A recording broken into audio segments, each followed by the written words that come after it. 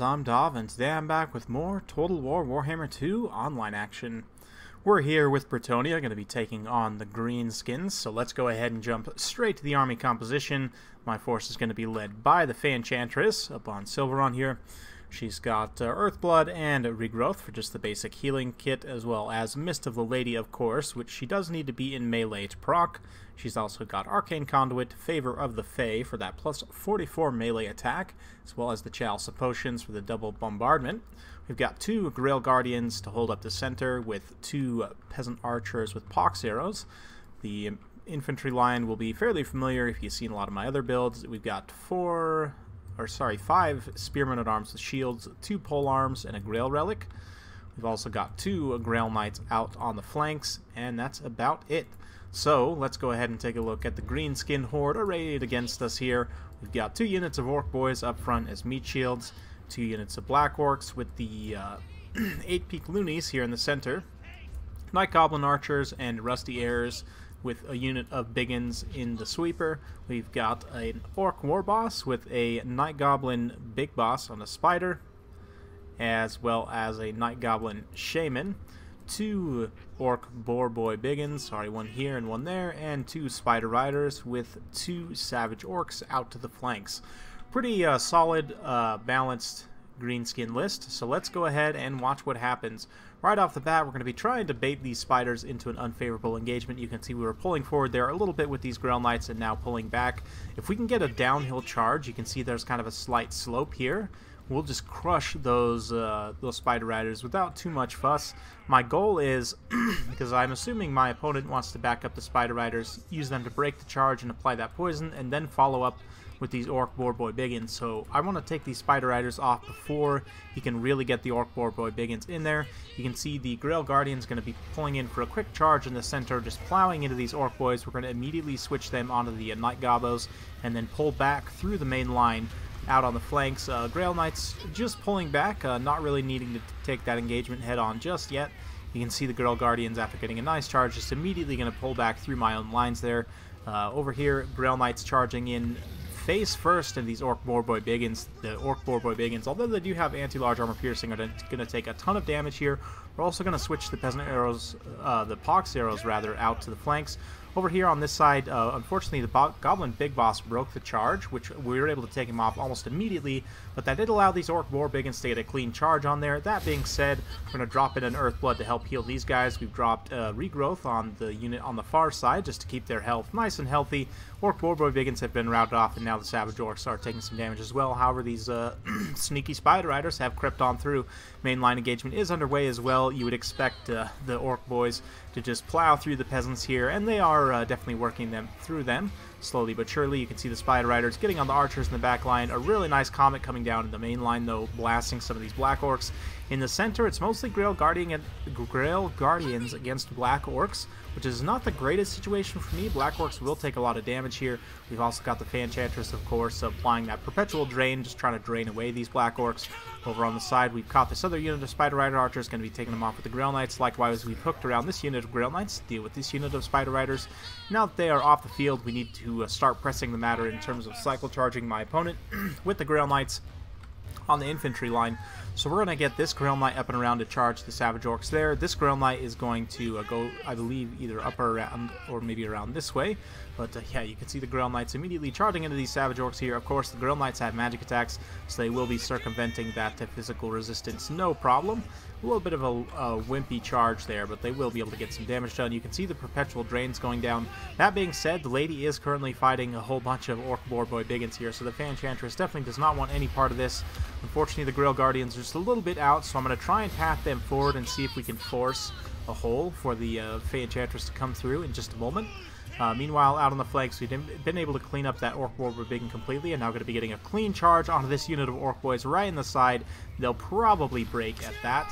Those peasants were losing, holding out admirably, though. We're immediately going to hook into these Night Gobbo Archers, and the other unit of Grail Knights coming around the far side. We disengage from those Savage Orcs. Going to be charging straight into the Rusty Heirs here, who are a huge threat. So a beautiful lancing charge here, plowing into those unchivalrous brutes with their missile weapons.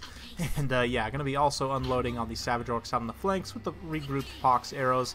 The center is a little bit desperate. You can see the lady is taking a ton of damage, but we were able to kind of set a nice hole here, create a gap for her to get through, so she's able to pull back away from that melee combat and kind of regroup. Her leadership's still a little bit shaky. She'll probably rout just because she's kind of wavering here, but now the rear charge is coming in earnest in the mainline fight. You can see, although my opponent's dropping some buffs here, it looks like sneaky stabbing on these Orc Biggins here.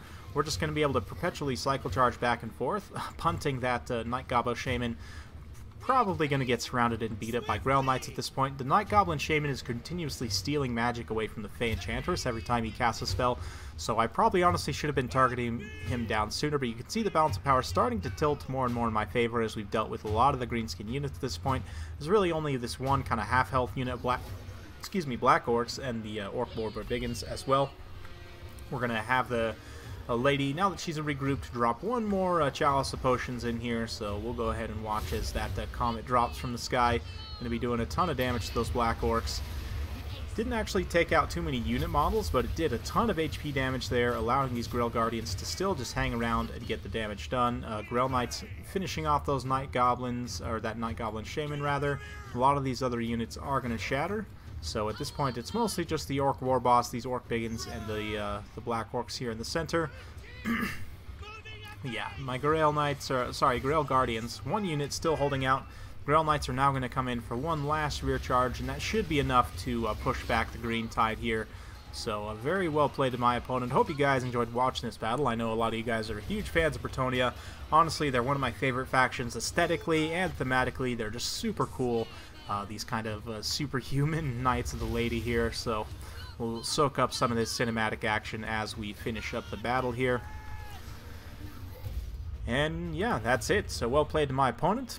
Let's go ahead and take a look at the army breakdown here. For myself, Grail Guardians not really performing. They definitely took a beating there in the center, but the real work came with the Grail Knights. 152 and 252 kills. You can see completely outstripping the rest of my army, just hands down. We're able to best the flanks relatively easily, take down those Spider Rider archers the Spider Riders and the Orc Boar Boy Biggins without too much fuss, and then immediately plow through to the infantry line and win that decisively. The Fey Enchantress herself did take a lot of damage, but able to rack up 68 kills between the Mist of the Lady and those two Chalice of Potions, which she was able to get off. In terms of my opponent's build, the front line definitely mopped up a lot of my peasants. It was pretty rough there. The Black Orcs also did very well in dealing with those Grail Guardians. What was really rough for my opponent was losing that flank engagement so decisively. Just got completely beat down by those Grail Knights. Then I was able to turn the corners and just wrap up his formation from there.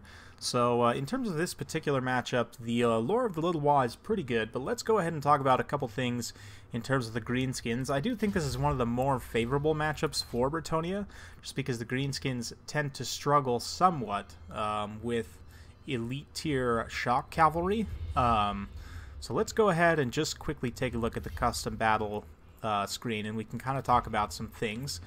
For the Greenskins here, up against Bretonnia, the Orc Warboss is not a bad choice. He's relatively cheap, has armor piercing up on the boar, can also carry Wog. You might also consider the Night Gobbo Warboss. You can take him on foot, makes him relatively tanky. You can also get this expert charge defense and also carries Wog, but they're both pretty squishy.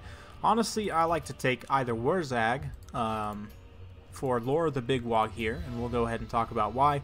Effigy to get is going to be super strong at either pinning in the Fey Enchantress or, for example, a unit of Grail Knights. You can pin them down with this and then drop a Foot of Gork on them. Foot of Gork Overcast will do a ton of damage to elite tier shock cavalry, so you can deal with them relatively well that way.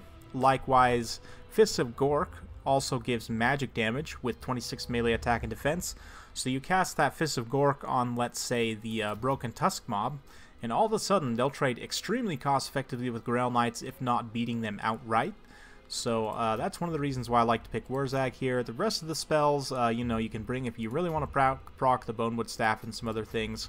But Wurzag is nice. Azag can be decent in this matchup. He's a little bit of a risk just because you pretty much have to bring him up in the air, and he's fast. But I believe some of the Bretonnian units, I know the Pegasus could probably catch him. You don't see Pegasus Knights very often because they're kind of terrible.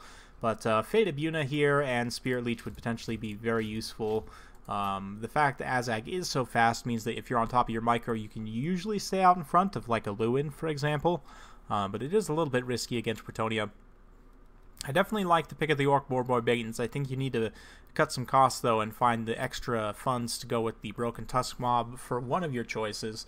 Just because the Broken Tusk Mob, their combat stats are majorly superior to an Orc Boarboy Biggin. 8 better melee attack, 6 better melee defense. They also have 30 armor and much better leadership, which is very important. And they also have the Encourage trait, which is always useful for greenskins. I do think the Morgrob's Mangy Marauders are pretty much an auto pick in this and in almost any matchup, just because you can get that nice armor-piercing missile fire, draw your opponent into an unfavorable engagement, or at the very least, if they don't pursue or shoot at you, then you can get some nice work done that way. Let's see what else. I definitely agree, a couple Black Orcs in the center. You could probably go with, honestly, something like this with 4 Biggins. The Gobbo firing line is pretty solid in this matchup. And let's see here, we're a little light on the mobility, so let's grab one more unit of Orc Boar Biggins. We don't really have the Spider Riders to apply the poison, which is a little bit unfortunate. You could always do something like this, cut one of those Orc Biggins, and maybe grab a couple units of Spider Riders, and then maybe we grab a couple units of Gobbos as well, just to be a little bit cheaper of a meat shield. Orc Boys are decent. They're a little bit expensive of a meat shield against Bretonnia, though, and I mean, they're just going to get charged in the face usually by knights anyway, so I think it's better to just cheap out and go with the Gobbos to soak the missile fire and that initial charge. That way you can get more value out of your army, but something like this I think would be pretty solid for Bretonnia. You know, you could swap out Azag for Wurzag here and still have it be, you know, relatively similar. Probably take Foot of Gork, here we go, and Fists of Gork. It's a relatively expensive spell loadout, but if we grab the Squiggly Beast here, we can get more power reserve. Something like this would probably be pretty solid against Bretonnia as well. But let me know what you guys think in the comments down below. What kind of greenskin builds do you like to take against the Knights of Bretonnia? And let me know what you think about my Bretonnia build as well. If you like this kind of content, like and subscribe. I'm keeping it coming with more Total War Warhammer 2 content every single day. So stay tuned for more, and we'll see you next time.